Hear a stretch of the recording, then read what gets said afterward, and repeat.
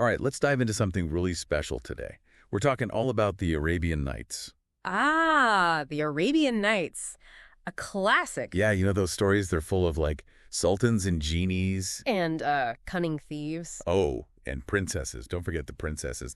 But we're not just, like, skimming the surface here. No, we're going deep, like really deep. Right, this is a deep dive. We're going to explore some of those most intriguing stories. Unpack all those hidden, meanings and themes. Exactly. And, you know, what I think is so cool about the Arabian Nights is not just a bunch of random stories. You got it. It's all connected, see? Okay, how so?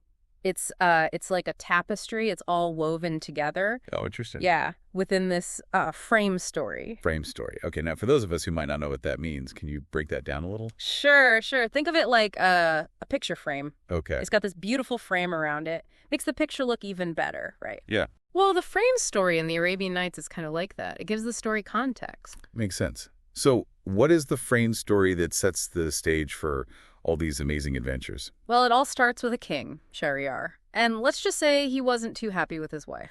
Oh, why that? She betrayed him. And to make matters worse, he found out his brother's wife wasn't exactly faithful either. Double betrayal. Ouch. So how does the king handle this? Well, he decides all women can't be trusted, makes a pretty drastic vow. What kind of vow? He's going to marry a new wife each night and then, well, have her executed in the morning. Whoa, that's intense. Talk about holding a grudge. But I guess this is where Scheherazade enters the picture, right? Right. Scheherazade. She's the vizier's daughter, and she's pretty clever. So what does she do? She knows she can't fight the king with force, so she decides to try a different approach. Storytelling. So she volunteers to be his next bride. Yeah, pretty brave, right? Knowing what's going to happen. So how does she use storytelling to save herself? Each night, she tells the king this amazing story, keeps him on the edge of his seat. Oh, like a cliffhanger. Exactly. And she always leaves it unfinished. Promises to tell him the rest the next night. Clever. So the king spares her just to hear the end of the story. Right. And this goes on for 1001 nights. That's where the title of the Arabian Nights comes from. Wow. That's not just survival. That's really using the power of storytelling to change someone's mind. You got it. It shows how stories can do more than just entertain. They can educate, challenge assumptions, even heal.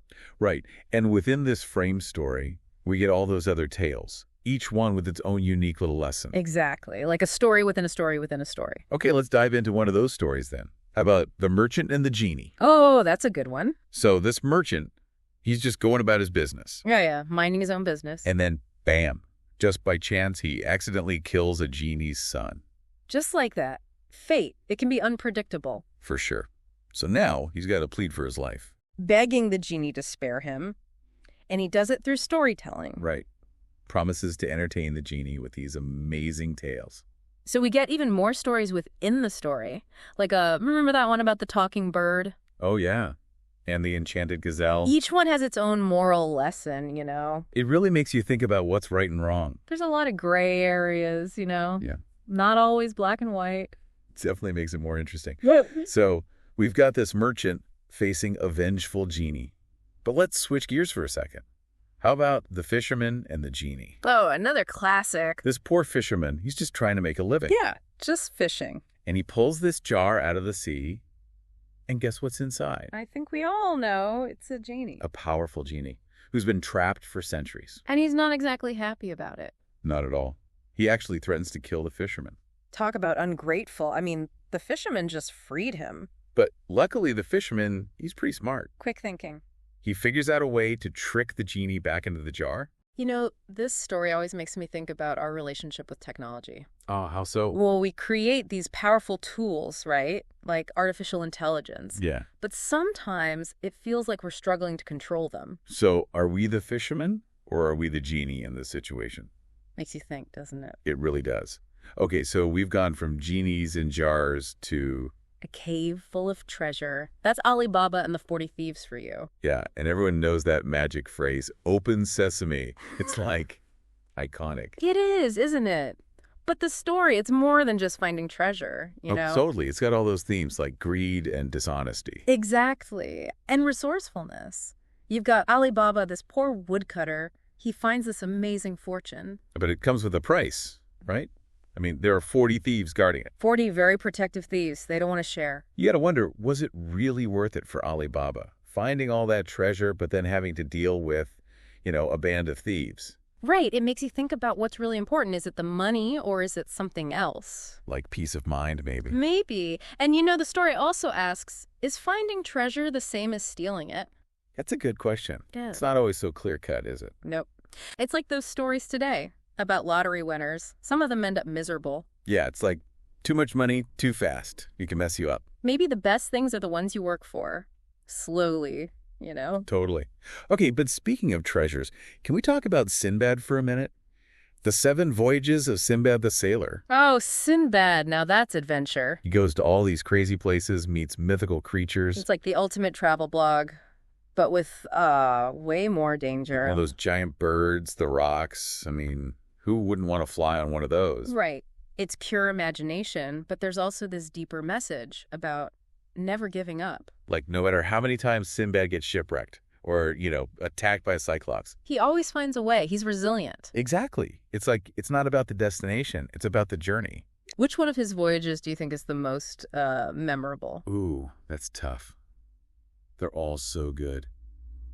But I think the one with the Old Man of the Sea always stuck with me. Oh, yeah, the Old Man of the Sea.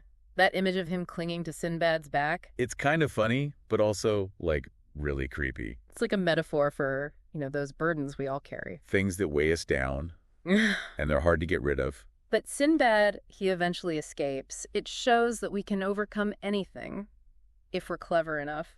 I like that. It's hopeful. But we've talked a lot about men. What about the women in the Arabian Nights? Oh, there's some amazing women in these stories. Like, they're not just waiting around to be rescued. Nope.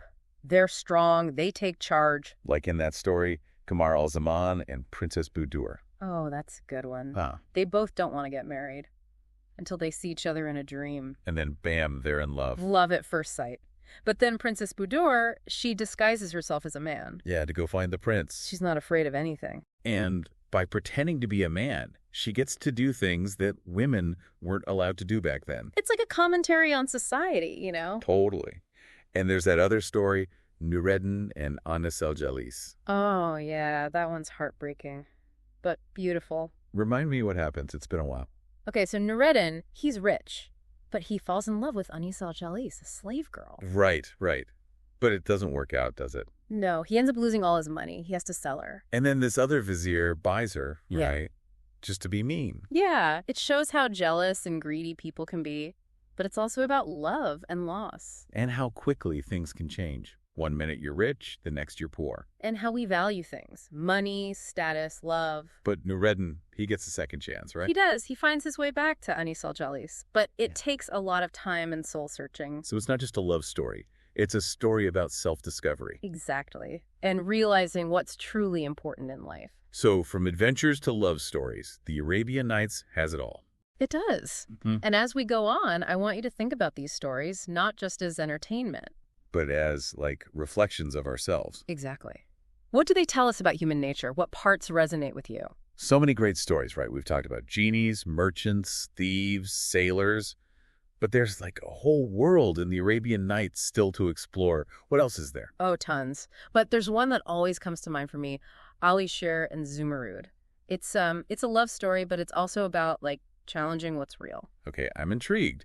What makes this one so different? Well, we have Ali Shir, right? He comes from a rich family, and he falls head over heels for this slave girl, Zumurrud. Oh, so it's like a forbidden love kind of thing? Kind of, yeah. But Zumurrud, she's not just, any slave girl. What do you mean? She's super smart, educated. She knows poetry, music. She's wise beyond her years. Wow. So they're dealing with societal expectations, all those rules about who you can and can't love. For sure. But their story, it takes them to these amazing places. Enchanted gardens, talking birds. They even meet a sorcerer. That's pretty magical. Yeah. It makes me think about those times when, you're attracted to someone, but it's not allowed for whatever reason. Yeah, the Arabian Nights is full of that, challenging those boundaries. But in this story, it's not really about a bad guy. It's more about fate and how complicated relationships can be. Right. Love doesn't always follow the rules, does it? Sometimes it just happens. Exactly. And it shows that sometimes you got to follow your heart, even if it's, not the easy path. Another one I love is the enchanted horse. That wooden horse that can fly. Oh, yeah, that's pure imagination. The prince, he travels everywhere, wins the heart of a princess, even outsmarts a sorcerer. It's like anything is possible, and it reminds me of being a kid. Yeah. Just like believing in magic. That's the beauty of the Arabian Nights. It taps into that sense of wonder. And it's interesting, this story, it's been told and retold so many times. Right. Like movies, books, plays. It's like the stories themselves are magic, always changing. Makes you wonder, if you could ask Scheherazade for one more story, what would you want to hear? That's a tough one. But I think I'd ask for a story about a young woman figuring out who she is, going on a journey, facing challenges, becoming her best self. Oh, it'd have to have some magic in it. Maybe like a talking animal as her sidekick.